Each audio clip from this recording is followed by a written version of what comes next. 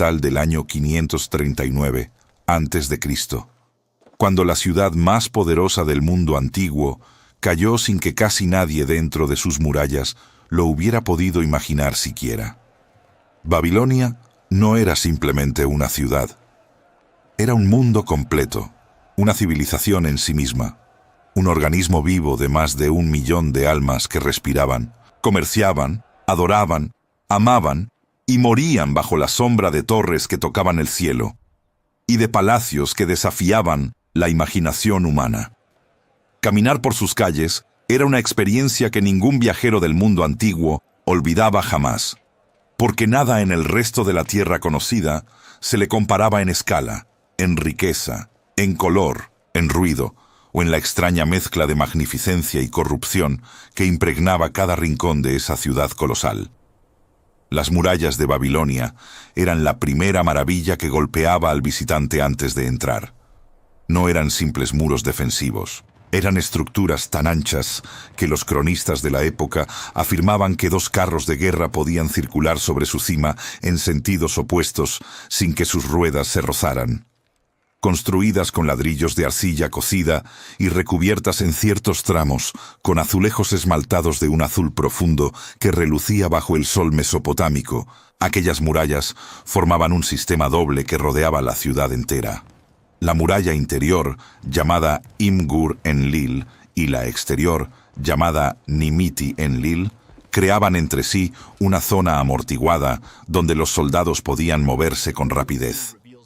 Existían también fosos llenos de agua del río Éufrates, canalizados estratégicamente para hacer de Babilonia una fortaleza que en teoría debía ser inexpugnable. Y sin embargo, como la palabra de Dios había profetizado siglos antes, la inexpugnable caería en una sola noche. Entrar a la ciudad desde el norte significaba atravesar la famosa puerta de Ishtar, que en aquellos días era uno de los objetos más impresionantes que el ojo humano podía contemplar. Revestida completamente de ladrillos vidriados en azul brillante, decorada con filas de toros y dragones en relieve. Criaturas sagradas consagradas a los dioses Hadad y Marduk, respectivamente, la puerta era un portal entre el mundo ordinario y el universo sagrado babilónico. Al cruzarla, el visitante accedía a la vía de las procesiones, una avenida ceremonial bordeada de leones rugientes en relieve sobre las paredes de ambos lados, decorada para las grandes fiestas religiosas, con guirnaldas, estandartes y antorchas. El suelo de esta avenida estaba pavimentado con losas de piedra caliza blanca y piedra roja jaspeada, un lujo casi incomprensible en una región donde la piedra natural era escasa y debía traerse desde lejos a un costo enorme. Esa avenida llevaba directamente al complejo del templo de Marduk, el corazón espiritual de todo el imperio. Marduk era el dios supremo de Babilonia, y su templo, llamado Esagila, era el centro de gravedad religioso de toda la ciudad. Era un complejo enorme de patios, santuarios secundarios, dependencias para los sacerdotes y cámaras del tesoro que albergaban riquezas acumuladas durante generaciones de conquistas. En lo más profundo del santuario central reposaba la estatua de Marduk, recubierta de oro, vestida con ropas reales que se renovaban con cada fiesta religiosa, adornada con joyas ofrendadas por reyes que buscaban el favor del dios. Los sacerdotes que servían en el Esagila formaban una casta poderosa, educada, con conocimientos de astronomía, matemáticas, medicina y rituales que transmitían de generación en generación. Eran, en muchos sentidos, los guardianes del saber babilónico, y su influencia sobre la vida cotidiana de la ciudad era tan profunda como la del propio rey. Junto al Esagila se alzaba la gran torre escalonada, el Etemenanki, cuyo nombre significaba en acadio Casa de la Fundación del Cielo y la Tierra. Con sus 7 pisos de ladrillos cocidos, alcanzaba una altura que los cálculos modernos ubican entre los 90 y los 100 metros, y era visible desde kilómetros a la redonda como un faro de poder humano elevado hacia los cielos. Muchos estudiosos de la Biblia identifican esta torre con la que la Escritura llama la Torre de Babel. Y es imposible no sentir el peso de esa posibilidad cuando uno comprende que estamos hablando del mismo suelo, del mismo río, de la misma llanura entre el Tigris y el Éufrates, donde un día la humanidad reunida desafió a Dios. La vida cotidiana en Babilonia giraba alrededor de ritmos que combinaban el trabajo, el comercio, la religión y el placer con una fluidez que sorprende incluso hoy. Las calles de la ciudad no eran en su mayoría grandes avenidas. La mayoría eran callejones angostos y sinuosos que serpenteaban entre casas de adobe de 1 o 2 pisos, construidas alrededor de patios interiores que permitían la ventilación y la luz en un clima de calor extremo. Las casas de los ciudadanos comunes tenían pocas ventanas hacia la calle, para preservar la privacidad y protegerse del polvo y del ruido. La vida doméstica se desarrollaba hacia adentro, en torno al patio central donde las mujeres cocinaban, los niños jugaban y las familias comían bajo las estrellas durante las noches cálidas. Los techos planos eran también espacios vitales. En ellos se dormía en verano, se tendía la ropa, se almacenaban provisiones y se realizaban pequeños rituales domésticos dedicados a los dioses del hogar, que en la religión babilónica eran figuras espirituales que protegían cada familia específica. Los mercados de Babilonia eran un universo aparte, un espectáculo de humanidad y comercio que reunía en el mismo espacio a mercaderes de Egipto, Persia, Arabia, el Mediterráneo oriental, el Cáucaso y las tierras del Indo. El Éufrates que cruzaba la ciudad era la arteria principal por la que llegaban las mercancías. Maderas preciosas del Líbano, cobre de Chipre, marfil de África, especias y telas de la India, lana de las montañas del norte, dátiles y cereales de las llanuras mesopotámicas. Los mercados intercambiaban estas mercancías mediante un sistema monetario basado en el peso de la plata, aunque también existía el trueque para las transacciones menores. Los contratos comerciales estaban regulados por leyes escritas, registradas en tablillas de arcilla que los comerciantes conservaban como documentos legales. Babilonia tenía en esa época uno de los sistemas comerciales más sofisticados del mundo antiguo, con préstamos a interés, contratos de asociación, registros de propiedades y hasta algo que podríamos llamar primitivos instrumentos financieros. La prosperidad de la ciudad era real y tangible, y para sus habitantes más acomodados, la vida material ofrecía un nivel de comodidad y refinamiento que pocas civilizaciones de la época podían igualar. La cocina babilónica era abundante y variada. Las tablillas culinarias que han sobrevivido al paso de los milenios revelan una cultura gastronómica que sorprende por su complejidad. Se consumían panes de distintos tipos, elaborados con cebada y emmer, fermentados o no, cocidos en hornos de arcilla o sobre brasas. Las legumbres como las lentejas, los garbanzos y los guisantes eran alimento común. La carne de cordero, cabra, buey y cerdo aparece en los registros, así como distintos tipos de pescado del río y aves de corral. Las cebas de ajo y cebolla eran omnipresentes como condimento, y las hierbas aromáticas se usaban tanto en la cocina como en la medicina. La cerveza de cebada era la bebida más popular, consumida en todos los estratos sociales, desde el trabajador que recibía su ración diaria hasta los sacerdotes que la ofrecían en las ceremonias religiosas. Los banquetes de los nobles y los funcionarios del rey podían incluir decenas de platos preparados por cocineros especializados, músicos que amenizaban la comida, y cantidades de vino traído desde las regiones vinícolas del norte que hoy corresponden al Kurdistán iraquí. El placer de la mesa era en Babilonia un arte cultivado con seriedad.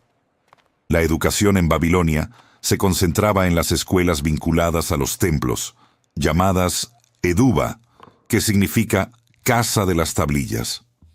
Allí los hijos de los funcionarios, los mercaderes prósperos y los sacerdotes aprendían a leer y escribir en cuneiforme, la escritura babilónica grabada sobre tablillas de arcilla húmeda con un estilete de caña. El proceso de aprendizaje era arduo y comenzaba con los signos básicos, avanzaba hacia la copia de textos literarios y legales, y culminaba para los más talentosos en el dominio de la astronomía, la matemática y la adivinación. Los babilonios tenían un sistema de numeración en base 60 que aún hoy usamos para medir el tiempo y los ángulos, sin que la mayoría de las personas sepa que esa herencia viene de esta ciudad que la Biblia condena con tanta firmeza. La astronomía babilónica era avanzadísima. Los sacerdotes astrónomos registraban los movimientos de los planetas con una precisión que no sería superada hasta muchos siglos después. Y utilizaban esos registros no solo para fines calendáricos, sino principalmente para la adivinación, porque creían que los astros comunicaban la voluntad de los dioses sobre el destino de los reinos y de los hombres. Es aquí donde uno siente más nítidamente el peso de la tragedia espiritual de Babilonia. Toda esa inteligencia, toda esa capacidad de observación y registro, todo ese poder de cálculo y predicción, estaba consagrado no al Dios vivo, sino a un sistema de dioses falsos que no podían salvar a nadie. El dios Marduk, el dios Nabú de la escritura y la sabiduría, la diosa Ishtar del amor y la guerra, el dios Sin de la luna, el dios Shamash del sol. Todos ellos eran construcciones humanas revestidas de oro y poder. Y frente a todos ellos, el Dios de Israel había declarado por boca de sus profetas que Babilonia caería, que sus ídolos serían vergüenza, que sus sabios no podrían salvarla en el día del juicio. El profeta Isaías, escribiendo más de un siglo antes de la caída, había nombrado al conquistador de Babilonia con un detalle que deja sin palabras. Lo llamó Ciro, el nombre preciso del rey persa que en el año 539 a.C. entraría a la ciudad por las puertas que el propio Belsasar había dejado abiertas esa noche fatal. Eso es la profecía bíblica, no suposición, no estimación, no tendencia.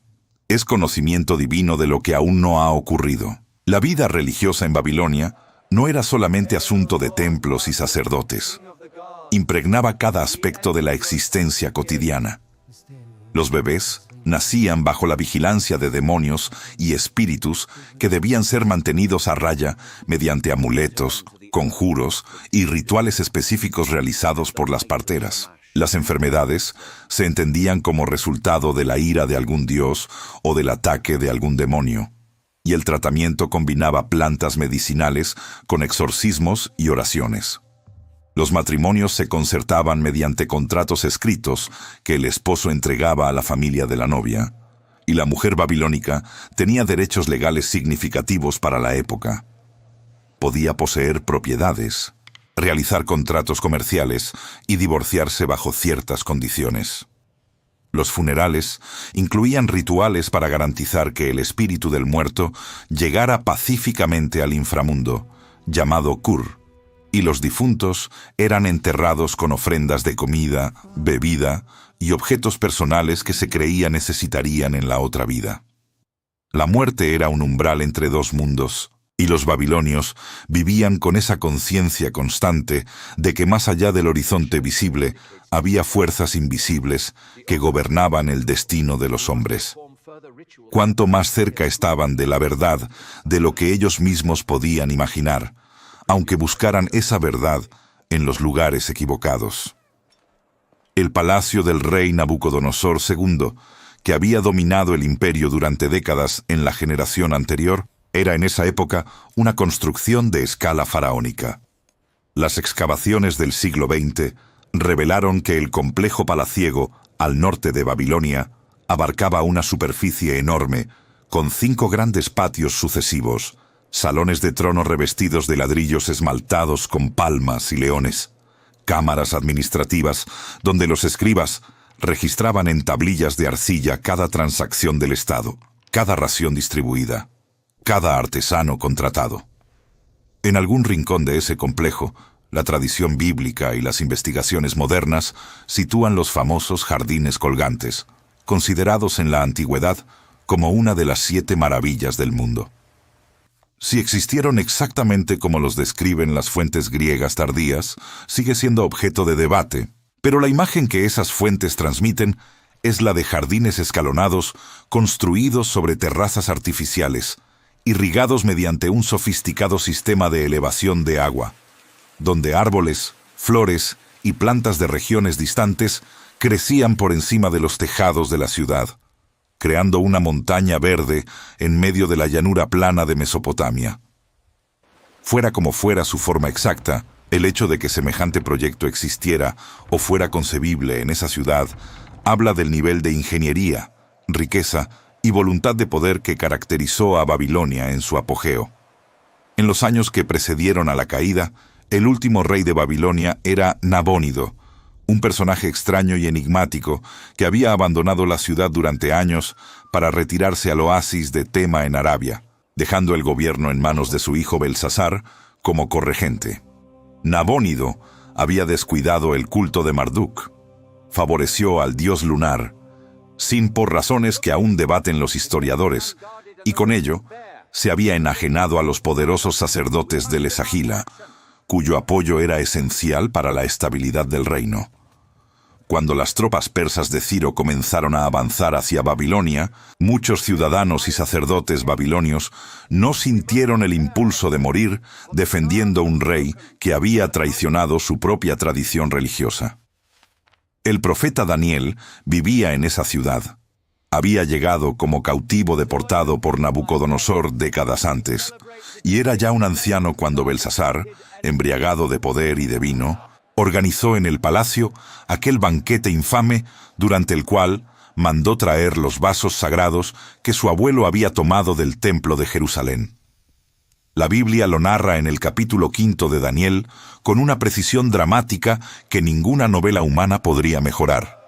Mientras los nobles bebían en los vasos consagrados al Dios de Israel y alababan a sus ídolos de oro y plata, de bronce y hierro, de madera y piedra, una mano humana apareció de la nada y escribió sobre el muro encalado del salón 4 palabras que ninguno de los sabios y adivinos del rey pudo leer ni interpretar. Mené, Mené, Tekel, Uparsin. Esas 4 palabras en arameo contenían la sentencia de Dios sobre el reino más poderoso de la tierra. Daniel, llamado al salón a instancias de la reina madre que recordaba su sabiduría legendaria, las interpretó sin vacilar ante el rey que lo ofrecía riquezas y poder. Mené, Dios ha contado tu reino y le ha puesto fin. Tekel, has sido pesado en la balanza y hallado falto. Uparsin, tu reino ha sido dividido y dado a los medos y a los persas.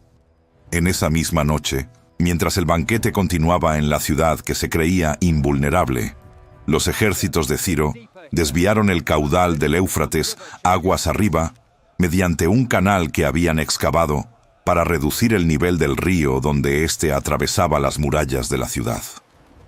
Cuando el agua bajó lo suficiente, los soldados persas avanzaron por el lecho parcialmente seco del río, entraron por las compuertas metálicas del muro ribereño que alguien había dejado abiertas esa noche, y tomaron la ciudad desde adentro, casi sin resistencia. Belsasar murió esa misma noche. El reino más grande del mundo cayó en pocas horas, exactamente como la palabra de Dios lo había anunciado. ¿Por qué cayó Babilonia? No cayó simplemente porque Ciro tuviera un ejército más inteligente o una estrategia superior, aunque la tuvo. Cayó porque había llegado la hora de Dios, y cuando llega la hora de Dios, ninguna muralla resiste, ningún ejército prevalece, ningún banquete puede posponer la sentencia que ha sido escrita. La Biblia habla de Babilonia no solo como una ciudad histórica, sino como un símbolo eterno de lo que ocurre cuando la humanidad construye su identidad sobre el orgullo, la idolatría y el desprecio del Dios vivo. El libro de Apocalipsis usa la imagen de Babilonia para describir el sistema mundial de los últimos tiempos, ese sistema que seduce a las naciones con sus riquezas y sus placeres, que embriaga a los reyes con la copa de su fornicación, que persigue a los santos del Altísimo y se cree eterno e invencible. Caída es la gran Babilonia. anuncia el ángel en el capítulo 18 del Apocalipsis. Y esas palabras resuenan a través de los siglos, porque apuntan hacia un juicio que todavía está por cumplirse en su forma definitiva. Daniel vivió todo eso desde adentro.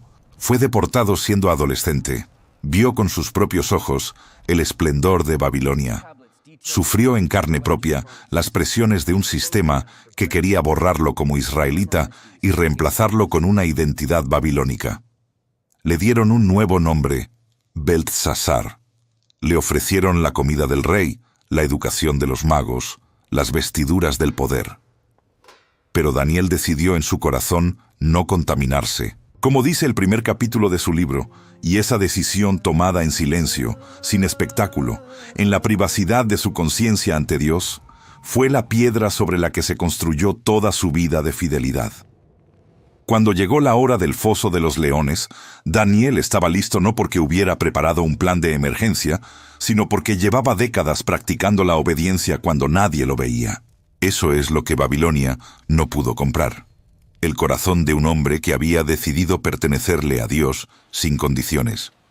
Quiero hacerte una pregunta que quizás nunca te hayas hecho con esta profundidad.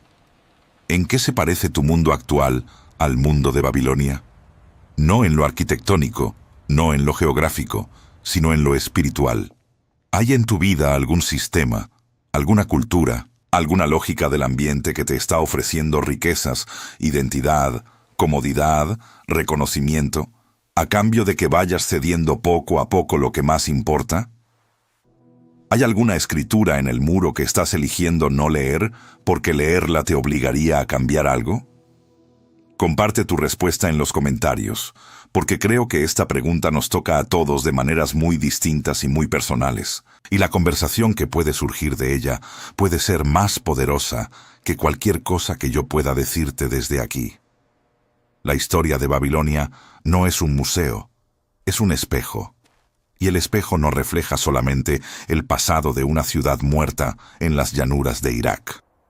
Refleja el presente de cada generación que construye sus torres sin contar con Dios, de cada corazón que busca seguridad en lo que puede ver y tocar en lugar de en aquel que lo ve todo.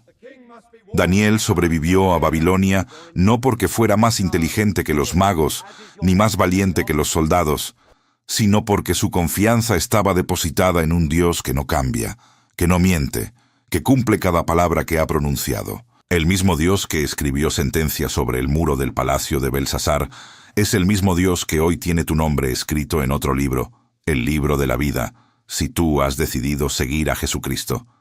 Y ese libro no puede ser borrado por ningún rey, por ningún imperio, por ninguna potencia de este mundo o del venidero. La gran Babilonia cayó en una noche. Los jardines colgantes, los muros de ladrillos esmaltados, la puerta de Ishtar, los templos de Marduk, las tablillas de arcilla con sus registros de miles de años de civilización. Todo quedó eventualmente bajo la arena. Hoy, en lo que es el actual Irak, los arqueólogos recorren las ruinas de lo que fue el centro del mundo. Y la imagen que contemplan es exactamente la que Isaías describió siglos antes de que ocurriera. Babilonia, la joya de los reinos, el esplendor y el orgullo de los caldeos, será como Sodoma y Gomorra cuando Dios las trastornó. Nunca más será habitada, ni se morará en ella de generación en generación. La palabra de Dios no falla, no ha fallado nunca. Y esa certeza es el fundamento sobre el que el creyente puede vivir sin miedo en cualquier época de la historia humana, incluyendo esta nuestra, que tiene sus propias versiones de Babilonia, sus propios banquetes de Beltsasar, sus propias escrituras en el muro que preferimos ignorar. Si este video te ha movido por dentro, si algo de lo que has visto hoy te ha hecho pensar de manera diferente sobre el tiempo en que vivimos y sobre la fidelidad que Dios merece de tu parte, te pido que lo compartas con alguien a quien quieras. Suscríbete al canal si aún no lo has hecho y activa la campanita para que no te pierdas ninguno de los próximos videos.